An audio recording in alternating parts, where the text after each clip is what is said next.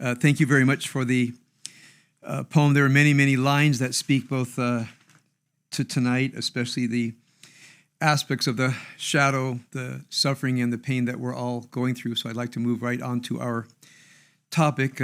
Two things. First, I've looked in the memorial service, the prayer for the martyrs and the prayer for the memory of the soldiers of the IDF. I've put it in English to my own purposes to share with you where my heart is tonight as we start. O God of compassion who dwells on high, grant perfect rest under the wings of your Shekhinah to all those who perished in the terror attacks around Shmini Atzeret 2023, the murdered, the slaughtered, the shot, the mutilated, the burnt, and the tortured innocents, families, women, men, young and elderly, and children, and to the soldiers, police officers, firefighters, rescue teams, and civilians who fought, with or without weapons, who held the line, who turned back the attacks, and gave their lives to protect others. May all of their memories be for a blessing, and may their memories inspire us all to hold each other dearly and to protect each other and to eradicate this evil and all evil from the face of the earth. As I wrote in my Shabbat thought, we've been in conversation and at work all week in our, I'll say, trying to do things more small scale because so many organizations were doing things large scale. And one conversation we had was with a high-ranking IDF intelligence officer. We said, what else can we do besides the obvious? And what he said to us is, work against the misinformation and the disinformation. Get the truth out there. The truth is all we need. So tonight is in honor of our needing to get the truth out there because the support of the United States is absolutely crucial to Israel's survival. And as you know, there are many forces in this country and around the world who want to erode the support for the state of Israel, either through ignorance, moral confusion, some degree of cowardice, or actually evil intent. And therefore, the line is with us. We have to do our work, and we will do our work. As you know, I shy away from politics. I want to focus on the spiritual. We will always focus on the spiritual because our hearts are hurting now and families' hearts are always in pain. But this is going to be a long, long struggle to turn the tide against the hatred of Israel and the hatred of the truth. And it's time we took our part in that fight. So I want to start with a few questions I'm asked often. This will go up on YouTube. We'll try to index it. I have given long talks in the past on the history of Israel-Palestine, the history of Zionism, the Gaza crisis in the past, the 6 Days War. I've listened to them in light of this week's events. They are out of date. I want to redo them, and again, we'll index them and make them available to all of you. So when you need a handy resource on any question that might come up, you'll at least have my perspective. And let me tell you my perspective. My perspective is that anything I say will stand the test of the examination of a naysayer, of a critic, of someone who thinks differently, but is willing to look up the facts. I only want you to know the facts and then the truths that we can derive from those facts. If somebody does not support the state of Israel's right to exist, there's no way we can persuade them. If somebody comes here tonight, no matter what I say, not supporting Israel, there's nothing we can do. But I at least want you to have the facts, and that anybody who would ever listen to this say, well, I don't agree with his premises, I don't agree with his axioms, but at least he told the precise truth as far as we know. So the first thing I want to mention is I hear people say, it's only been Israeli since 1948. It's been Palestinian for thousands of years. Well, that's the first great untruth. I'll say this very briefly. I'll go into it much more at a later talk. Where did the term Palestine come from? Well, you may know if you look at the Bible, there are the 7 Canaanite nations. The area was known as Canaan or Canaan. Interestingly, the Hebrew word is kaf nun ayin, which means slave or subjected. The modern Hebrew word is surrender. So it might have been something like Slavic, the place where other nations came and got their slaves. At some time in history, you have Avraham, who's called the Ivri, the one who passes over, the immigrant, you might say, from Babylonia, who comes there. So the Ivrim become one of the Canaanite nations. They go to slavery. They come back according to the Bible. And there's some kind of internal struggle. It's hard to decipher all of it from the book of Judges and Kings. We can do that another time. But eventually, the kingdom of Israel is established. It breaks into northern Israel, southern Judea.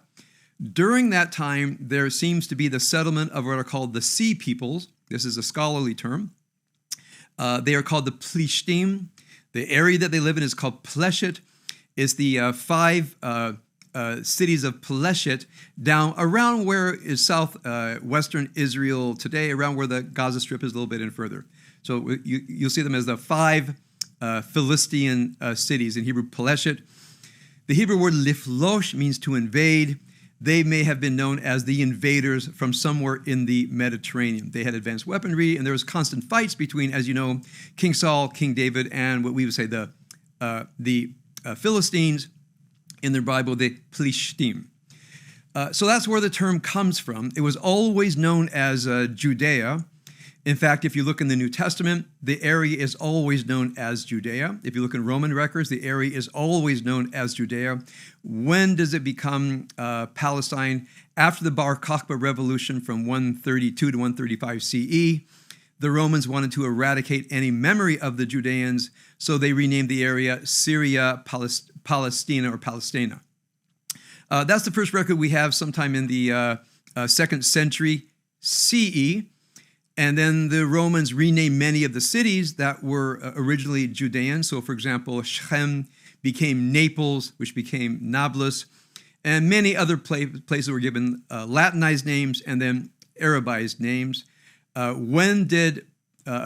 Palestine was a region. It's always a region, like the Rocky Mountains. It was never a nation. If you look at Arabic history and Ottoman history, the borders of the region change continuously. And I will redo a talk where I put all those maps online, ancient maps, where we see how this area called Palestine, meaning the region, the borders changed over and over again. Under the Turks, again, it was a region, a district. The borders changed over and over again. If anybody moved into the district, they lived in the district that was called Palestine. But the people were never called Palestinian. I mean, there's no record of any people being known as Palestinian because it was like the Rocky Mountains. We don't have any Rocky Mountainians. It's like the American Southwest. Although it was a political region. When do you have the notion of Palestinian identity? Again, this is historical. You can look it up anywhere. When is there a sense of what's called Palestinian identity? Around the time of the beginning of Zionism, the beginning of nationalism. There is a movement in the Arab world to break away from the grip of the Turks. You may know that during World War I, there was an Arab uprising against the Turks. Lawrence of Arabia figured large in that uprising. And there was a desire for being released from the Turks and independence in general, along with many other countries at that time. The British and French conquered the area from the Turks. Each one had a different mandate given to them by the League of Nations. Slowly, during the 1930s, the different countries had their independence. Egypt, nominal independence. The British still had troops there and controlled their foreign policy. Egypt, Syria, Lebanon, etc., under the British or the French. The unique was the area called Palestine, probably because the British in 1917, remember who ruled the area, said in the Balfour Declaration 1917 that His Majesty's government views with favor the establishment of a Jewish homeland in Palestine, meaning in the region of Palestine. The Jews who lived in Palestine were called Palestinian Jews. The current Jerusalem Post was known as the Palestine Post. The Jewish brigade that served in the British Army in the Second World War was known as the Palestinian Brigade. It was just a region. There were Palestinian Jews, Palestinian Arabs. Now, in another lecture, I'll go through all this history in great detail. It's important history. It's fascinating history. But of course, there was a realization that there was going to be a clash between Palestinian Jews and Palestinian Arabs. The Palestinians seeking for an independent state was put back because the Palestinians rebelled against the British in the Great Revolt of 1936 to 1939. The British put it down in a merciless way. By the way, it was not anti-Jewish, although there was some Jewish-Arab violence. It was mostly anti-British. The two communities were rather separate. The Jewish community was called the Yishuv, Y-I-S-H-U-V. The Palestinian community was not very well organized, partly because there were power struggles between different groups rooted outside of Palestine. For example, who would rule the Al-Aqsa Mosque? Who would rule Jerusalem? Would it be the Hashemite Kingdom of Jordan? Would it be the Saudi Arabians, etc.? There's always great conflict there. They did not have an organized community, but when the British came in, whatever they did have was destroyed. About 1 out of 10 males was killed or maimed. The upper classes fled to Syria, Lebanon, etc. 1939, the British clamped down very hard because of the Second World War. After the Second World War, both the Palestinian Jews, Palestinian Arabs, wanted independence. They knew that a civil war was coming. By the way, I don't like to call the 1948 war the Israeli War of Independence because they really weren't fighting from independence. It was a civil war between the Palestinian Arabs and the Palestinian Jews. We'll talk about all of that another time. The consequences of the war was the armistices of 1949. They were never borders. We all have to know that. There were no borders ever recognized or established. If you hear the term 1967 borders, it's a term without knowledge. There were no borders ever recognized. If you look at the end of the 1948-49, I'm going to say Palestine civil war between the Jews and the Arabs, there were different armistices signed between Israel and Lebanon, Israel and Jordan, Israel and Egypt, and so forth between January and March of 1949. Disengagement agreements. You can look for these, you can read them. It says very clearly, the signing of the armistice, the signing of the military disengagement, does not prevent any party from restarting the war. The Arab states made it emphatically clear, we are not surrendering, we haven't lost the war, we are reserving the right to go back to war, conquer Palestine, and murder or evict the Jews. This is black on white, you all can look this up. The 1948-49 war never ended, and in my opinion, it is still going on up until this time. Now, during that time, most of you know what we call now the West Bank and the Gaza Strip. The West Bank was under the rule of Jordan, the Gaza Strip under the rule of Egypt. Neither one established a Palestinian state between 1949 and 1967. Because of a great provocation by the Egyptians and the Syrians, Israel conducted a preemptive strike. No one doubts their right to make that strike because of the amassing of Egyptian soldiers on the border and the constant bombardment by the Syrians. The Labor government in place at the time offered land for peace. We'll pull back from this, sign a peace treaty. Of course, the Arab sides refused, and then the state of Israel had to figure out what to do with these territories, and the settlement, the creation of Jewish settlements began at that time. So let me put a point here. From the Palestinian perspective, and I'll say the Arab perspective, the land was theirs, and the Jews had to be evicted.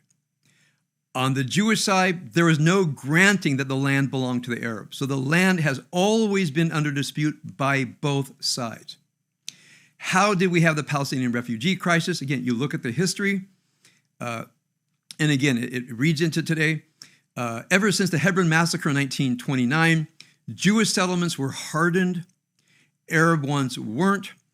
And when the 1948 war broke out, there were a few massacres of Jewish sites, for example, Kfar Etzion and others. When the Arab armies invaded, very few settlements were taken because they were fortified and could hold up. We say miraculously there are reasons they could hold off the Arab armies. The many of the Arabs in Palestine feared when the Jewish army, the Haganah, and eventually the IDF came close. There was an exodus of Arabs in Palestine. There's records that they were told to leave by the Arab armies. Get out of the way, we'll defeat the Jews, then you can come back. When the war didn't go that way, they countermanded the order, but very few went back to their villages, hoping for and expecting an ultimate, inevitable Arab victory in the war. The Arab sides were astonished. It was catastrophic that they didn't win the war. By the time the Israeli side, since May 1948, realized that this was a bitter war for land, there were villages where people were pushed out. Just as Jewish conquered villages were burnt down, there were villages that were burnt down. Surprisingly, there were actually very few massacres total on either side. We talk about Deir Yassin, we talk about the Etzion block. They are actually the exception, not the rule. But there was a mass exodus of Arabs from Palestine into Gaza, into the West Bank. And once the state of Israel was established, they did not permit them to return. Their sense was, we'll only allow anybody to return when there actually is a signed peace treaty. And that's been the history since. It's a sad history. It's a tragic history. If I were an Arab Palestinian, I'm sure I would feel that I was wronged. I'm not, but it is a politically and morally tragic part of the history of the region. So all this to say, for many in the Arab world, and I will say, even though Egypt has made its peace, Jordan has made its peace, the Gulf states are making their peace, there's a strong element in that part of the world that has never reconciled themselves to the existence of the state of Israel, even though there is some political cooling off. Certainly on the West Bank, the Palestinian Authority has never really recognized the Jewish state. Certainly on the Gaza Strip. Ever since Hamas came into being in the late 1980s, they were definitely in the so-called rejectionist camp. So you can read the history of Arab rejectionism. For our purposes, if we see Hamas as the Iranian-funded one of the two most foremost movements in rejectionism, Hezbollah being the other on the border. When the United States pressured Israel to pull out of Gaza in 2005 and have elections, if I'm not mistaken, the Palestinian Authority won the first election, Hamas won the second one. Also remember that as soon as Israel left the Gaza Strip in 2005, the rockets began to flow. The Islamic Jihad, Hamas, Israel said to Hamas, you have to stop the rockets. Hamas said, we can't, we're not the ones who are doing it. That began in 2005. The rockets already began to flow into Israel and, of course, haven't stopped. Why the rockets? I don't think there's any hope in so-called liberating Gaza. Remember, the Israelis had pulled out. In fact, many hoped that when the Israelis pulled out of Gaza, Gaza would not pose a threat to Israel. It would create what we might call the model Palestinian state, modern, democratic, rule of law, prosperous, which would be a model for a Palestinian state on the some part of the West Bank. I remember it distinctly. That was the hope.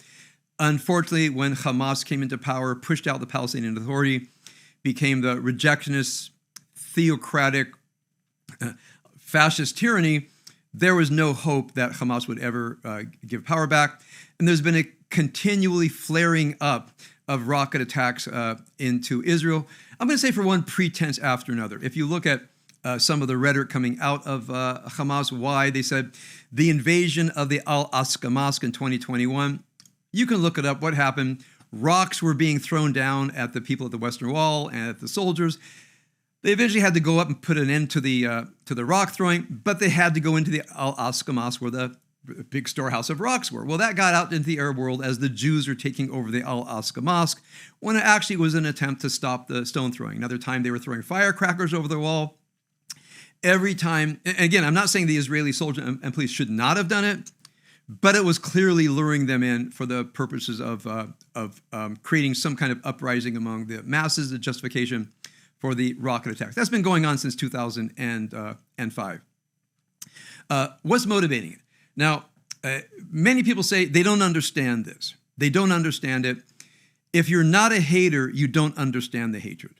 You don't understand that some people are addicted to killing other people. You can look at white racists. Why do white racists murder black people? Because they hate them and they like to murder people. What happened between the Houthis and the Tutsis? Hatred. What happened in the genocide in the Balkans? Hatred. All over the world. What happened in Northern Ireland? Hatred. For reasons that we can't comprehend, unless you're a hater, there are groups that hate other people and want to murder them. It's just a fact. Now, my wife is Israeli. My children have served in the Israeli army. I have an Orthodox son who lives in Israel. I've been back and forth to Israel virtually my entire life. I have to share with you, very, very, very few Israelis are haters. They don't hate the Palestinians. They don't want to destroy Palestinians. They don't want to kill Palestinians. They want peace. It's not in the Israeli psyche to hate Palestinians. It's oftentimes said, if Gaza disarmed, the violence would stop. If Israel disarmed, there would actually be a genocide.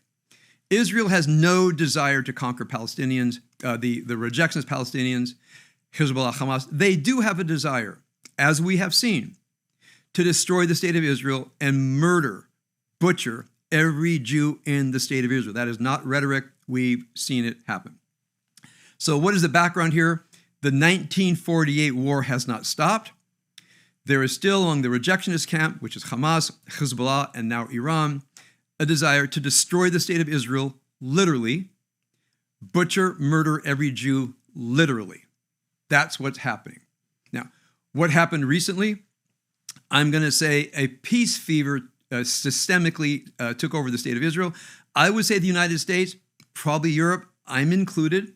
When the violence began to recede, people thought, oh, a normalization is on its way. We now know from admissions from the Hamas side, it was actually tactical to put Israel more or less to sleep on the Gaza border. Certainly the promise of normalization with the Saudi Arabians helped the sense of non-urgency. There was a deal negotiated where 17,000 workers from Gaza were allowed into Israel. There were two main crossings where goods flowed from the dock at Ashdod into Gaza Strip. That's why they have food, clothes, cell phones, televisions, pickup trucks, cars, washing machines. It all comes through Israel. There is no blockade. A blockade would be nothing gets in. There's an interdiction where goods are offloaded in Ashdod, containers are examined, and then everything is shipped to Gaza. There is no blockade. Otherwise, you wouldn't see villas. You certainly wouldn't see 5,000 rockets. You would not see thousands of RPGs and machine guns and communications equipment and motorcycles and paragliders. It's just obvious there's no blockade. And if you look at COGAT, the Committee for the movement of goods from Ashdod into two crossings of the Erez and the Kerem Shalom, goods were flowing into Gaza every day, constantly, no matter what the situation was. No blockade ever in the normal sense of the word blockade.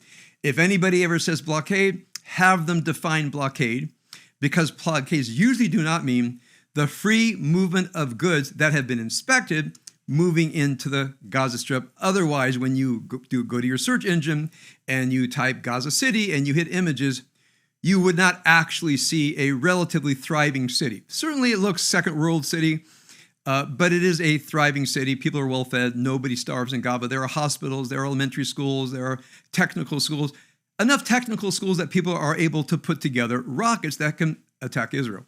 Prima facie evidence, there's no blockade. What about the idea of the outdoor prison? Again, just go to Google Images and look, and you will see beautiful mosques. You will see a marina. You will see tree-lined streets. You'll see people on cell phones. You'll see shops. You'll see markets. It is not an outdoor prison. Anybody who says it, it's a rhetorical device to make Israel look bad. Therefore, Gaza has to be liberated. Therefore, Israel is bad. Destroy Israel.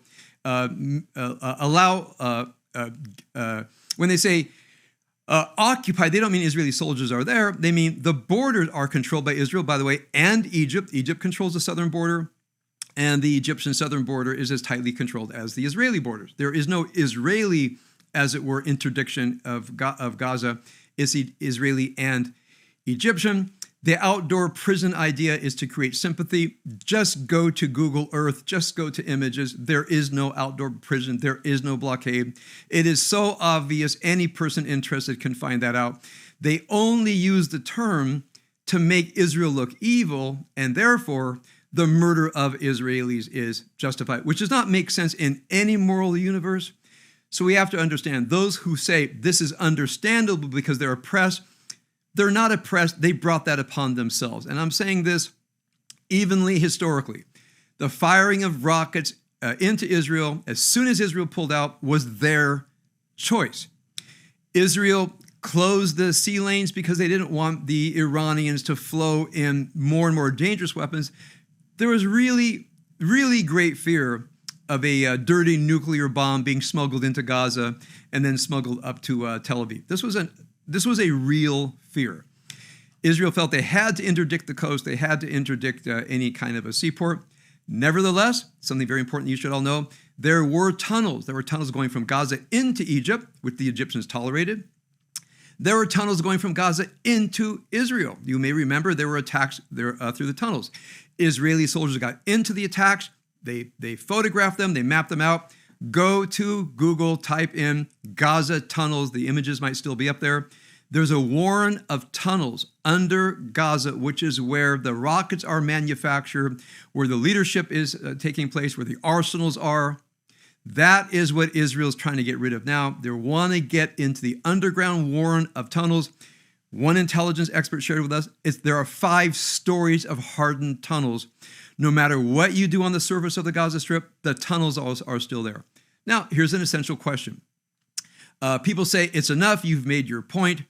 As our own Secretary of Defense has said, things cannot go back to the prior status quo. Now, you may agree or disagree on this, and many people disagree. They say the citizens of Gaza should not suffer for the atrocious activities of their so-called government.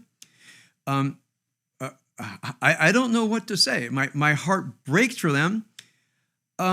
Maybe a little bit more than my heart broke for Germans when we attacked Germany and they wouldn't surrender, and we fought our way into Germany town by town, city by city to destroy Hitler.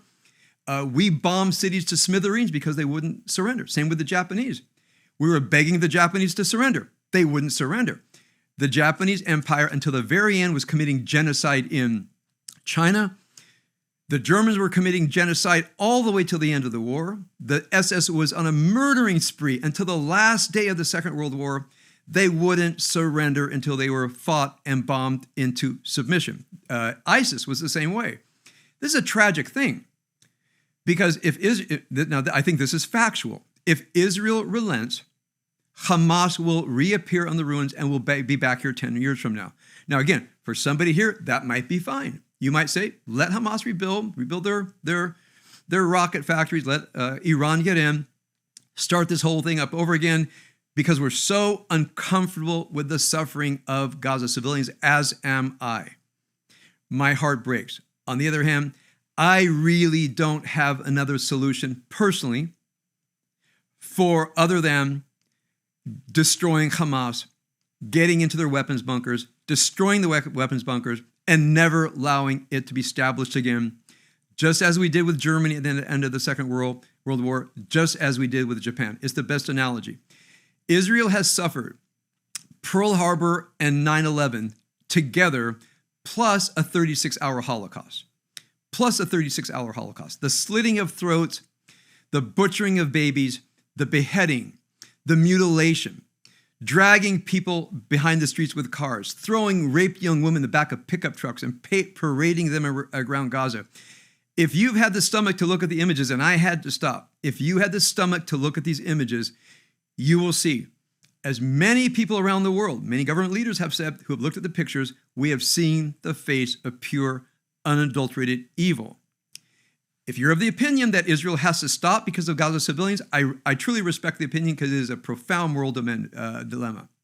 If you are of the opinion that Hamas does not care about their civilian population, but is using them as a human shield so they can survive the war and let their civilians pay the price, because they know they will survive the war because of the sympathy and pity of the Western world, including many news organizations in the West, and certainly, I'm going to say, hard leftist groups. If your sympathies are with them, it's axiomatic. No one can talk you out of it other than if you were a New York Times reporter in Berlin in the Second World War, would you report on German suffering and beg the Allies to quit bombing Germany and let Hitler survive? Maybe so. Maybe that's what you would do in the Second World War, is say, let's just pray for peace, let Hitler survive. Because this is Hitler. This is Hitler, small scale. But from what we saw last Saturday, day and a half, it is exactly that. If this should survive, then you should have asked, then Franklin Roosevelt's a war criminal. Winston Churchill's a war criminal, Harry Truman's a war criminal, to want to put these evil regimes, to eradicate them from the face of the earth. All right, so again, that's a values connection. I think everybody would agree, if Israel stops, Hamas will be back in business. For some people, maybe even some people here, that's okay, as long as Gaza civilians don't suffer anymore. Other people will say it's a terrible choice, but it's something that Israel has to do. So my first set of comments was, where did this struggle come from? Where does the word Palestine come from? They haven't been there thousands of years. There's never been a Palestinian state. In fact, they never even established a Palestinian state in 1948 when they were given the opportunity to establish a Palestinian state. The Jordanians did not allow a Palestinian state. The Egyptians did not allow a Palestinian state. State of Israel was formed. They tried to eradicate the Israeli state in 1967. They weren't able to. And here we are today. What's going to happen in the future? I don't know. I'll give those pins another time. So the first thing I want to share with you is the background. Now, what were the goals of Hamas? The goals of Hamas were very well stated. They felt, and again, this is public. They're publicly expressed. If they could make enough of an indent against Israeli forces, they asked Israeli Arabs to perform an uprising, which would have been terrible. 15% of Israel is Arab. The Arabs on the West Bank to go in the settlements and slaughter the settlers. They wanted Jordan to come in. They wanted Iraq to come in. They wanted Hezbollah to come in. If they had all come in, you might see the butchery of tens of thousands of Jews. Israel would still have won. But there would be tens of thousands of Israelis dead and probably 10 times that number of Arabs. That's what Hamas was after. That's what they said. Everybody join in. Everybody join the uprising against the Jews, against the Zionists, murder them everywhere. If you looked at different calls from the different mosques, hunt them down, murder them wherever they hide. Very, very explicitly, it's all online. That seems to have been at least one of the goals of Hamas. If not that goal, murder and mutilate as many Jews as they could. Why? Because of hatred. The murder and mutilation of the enemy is as old as human history. It's not in our consciousness. To conquer a slice of territory for 36 hours, murder, mutilate, and butcher as many people we can and pull back. You wouldn't do it, I wouldn't do it. They did it, and there are other places that are addicted to murder, mutilation, and butchery. It's a known tragic phenomenon in human history up until this day. Second thing was abductions. They were successful in taking apparently 150 abductees back. They know that's a severe blow to Israeli consciousness. They've always been able to trade abductees for prisoners, including Hamas in American prisons. And they thought that was, in many ways, an obvious thing for them. They could trade one Israeli for 1,000 Hamas, and the Hamas terrorists jailed in Israeli jails would all go home. It does not seem that Israel has even responded to the idea.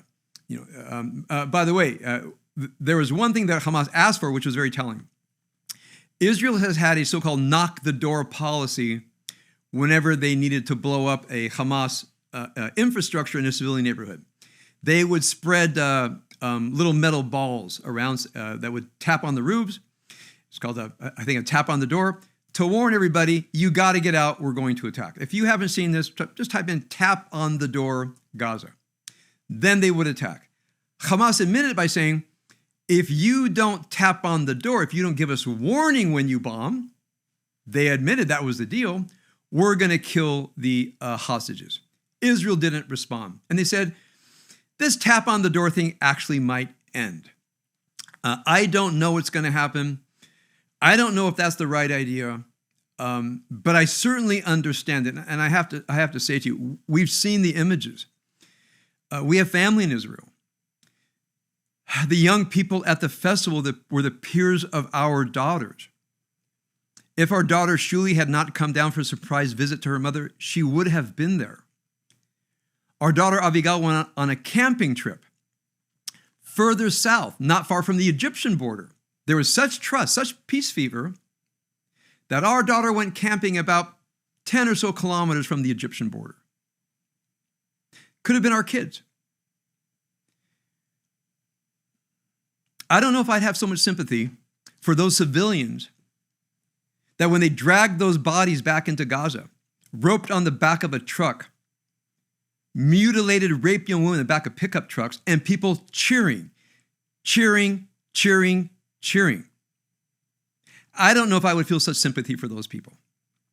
That might have been my kid. That could have been your kid. And again, if we go online on Facebook, we see every day pictures of hundreds and hundreds of people. The people at that festival that could have been your children, could have been my children, and they would have been the ones raped and mutilated, God forbid, in the back of a pickup truck, drugged through the states of Gaza, knifed and mutilated on the floor of the music festival. So one can say, I really feel bad for those civilians. I have to tell you, I'm mixed, because I saw them cheering. And I'll tell you one thing, I wish those reporters who would say, isn't it terrible what Israel is doing? Yes. I wish they would say, were you cheering when they dragged bodies back from Israel? Were you cheering when you saw the body of that raped and mutilated young woman in the back of the pickup truck? Were you cheering then? They won't ask that question. I think that's an important question in my mind to ask. The next thing I want to address is what happened with the Israeli army, and I'm going to say peace fever. People want to blame somebody. In some part of Israel, there's a natural reflex to blame Netanyahu. I'm not part of the blame game. I just want to explain. There were indications that was going to happen. Apparently, Netanyahu did run it by the head of military intelligence, the chief of staff of the Israeli army, the head of the Israeli FBI. It's called the General Security Service, the Mossad. They all said, Ein da'aga, nothing to worry about, it's just noise. Now, people say, well, he should have not listened to his intelligence and military leaders and called up the reserves. I don't think that's possible in Israel, to ignore your professional intelligence officers, your professional military. I don't even know if it's legal to go around them and call up the reserves. So were they also subject to peace fever? I think yes, like before the Yom Kippur War. Did Netanyahu believe with the Saudi normalizations and Gaza workers coming into Israel at unprecedented numbers? Did he believe it? Again, it's not even a conscious belief. All over Israel, including the Finley family, including our daughter who went camping kilometers from the Egyptian border, including all those young people who went to that festival a half a mile from Gaza, everybody had peace fever. That is the best explanation I can give you. When I take questions, I'll see if anybody wants to say something about that. Now, so what happens with the Israeli army? There is an Israeli army division. We would call it a regiment in our terms, which means 3 battalions, combat trained, not far from that area. However, and a recruit training base, not far. Now, they're not fully trained soldiers, but there is an army. They don't have their weapons. There's an army with enough notice. They may have gone to them. But remember, there was no notice whatsoever. Where were the soldiers? You all know. It was Shabbat. It was holiday. They were home. Israeli bases basically depopulate on Shabbat and holidays. It was like Pearl Harbor on December 7th. Where was the Navy? Where was the Army? The Army Air Force? They were asleep on Sunday mornings. They were on leave. It was Hawaii. That's what happened. I don't like it. I wish it would not have happened, but that's what did happen. Now, once the news went out at 6:29 a.m. on Saturday morning, people began to make phone calls. What's stunning for me is how many immediately went there.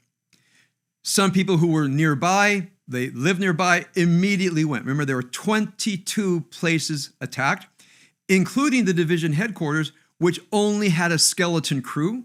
You have 1,000 armed people go into a depopulated division headquarters. Yeah, they can go through. I thought about it. I served at two, which you might call division headquarters. When I served in Okinawa, I was in the headquarters battalion of the 3rd Marine Division. We didn't have weapons. I had an M16 in an armory that I had to go clean once a month. We went to the rifle range now and then. But the 3rd Marine Division stationed at Camp Courtney in Okinawa and at Camp Macturius down the road, I was on both bases. If 1,000 armed people would have come through my Marine Corps military base, we would have been slaughtered. We weren't trained to defend our base. Now, we're taught every Marine is a rifleman, but none of us had rifles. Maybe you remember at Pearl Harbor. They thought there was going to be an invasion. Nobody at Pearl Harbor had weapons. In fact, when they went down to the locker to open the armory, the officer was missing, and they had to break into the armory. One person said, "I don't want to break into the army. I might get court-martialed." They said, "We've just been attacked. Get the rifles." So I want you to know the fact that the Israeli army went home on the weekend is tragic for me to say, but it is the Israeli custom unless there's a time of war. The fact that there were some of the rapid reaction forces on some of the kibbutzim, on the moshavim, that actually fought and held off the terrorists. That happened many times. If you look in the list of the soldiers who were deceased, about 100 Israeli soldiers in the first 80 to 36 hours, police officers, firefighters, rescue crews, even people at the music festival who were able to get a weapon away from a Hamas and attack back. There was pushback. If you look at the names of the military, it's more than half are officers. A large number of them are special forces. How did the special forces get there within hours? They drove their cars there immediately, created pickup squads that went right into battle. Yes, there were 100 soldiers killed. There were 1,500 bodies of Hamas found on the battlefield. And by the way, it's hard to check this, but I remember reading on Saturday morning, before there was any Israeli reaction to Gaza, there were already 200 to 300 dead people in the Gaza hospital. I said, Israel hasn't done anything to Gaza. I realized they took their dead back to Gaza. So whenever you read about all the Gaza casualties, here's one thing I would like to find out. How many of them are young men of fighting age? Now, this has happened before, where people have said to the Gazans, "Can we get the list of the dead?" And a couple times they did it, the vast majority were young men of military age. In my opinion, not only did they find 1,500 bodies of the terrorists because of the valiant Israeli response, again, some by civilian rapid reaction forces, some by civilians who just simply picked up a weapon, large numbers of special forces. By the way, we read that there was an Israeli basic training base. The drill instructors were young women about 19 years old.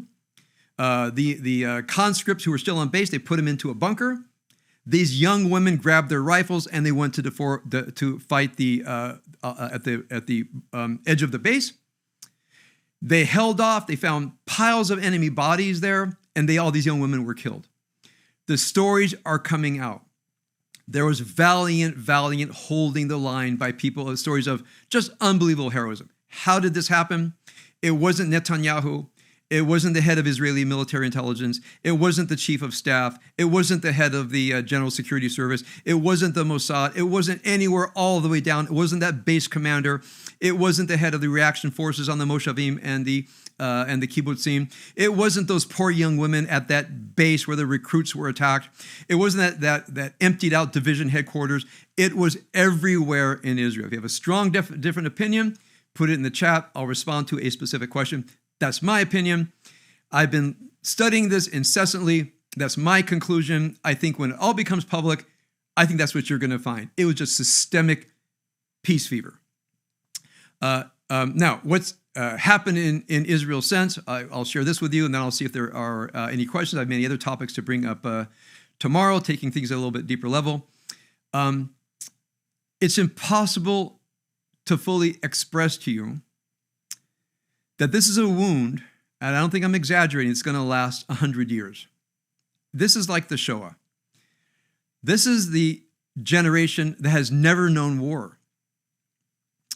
The videos of the Yom Kippur War, if you're around my age to look at it, that's when I was in the military. I joined the Marine Corps in 1973. I remember being in infantry training when the war broke out, and I remember going to my Jewish chaplain asking if I should desert and go there.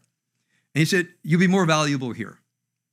There's another recruit and I. We were getting ready to, to get on the desertion list. So when I look at those young men in the Yom Kippur War, they're my peers. I have to remember when this generation looks at them, they're the grandfathers. They're those old guys. For me, they're my age.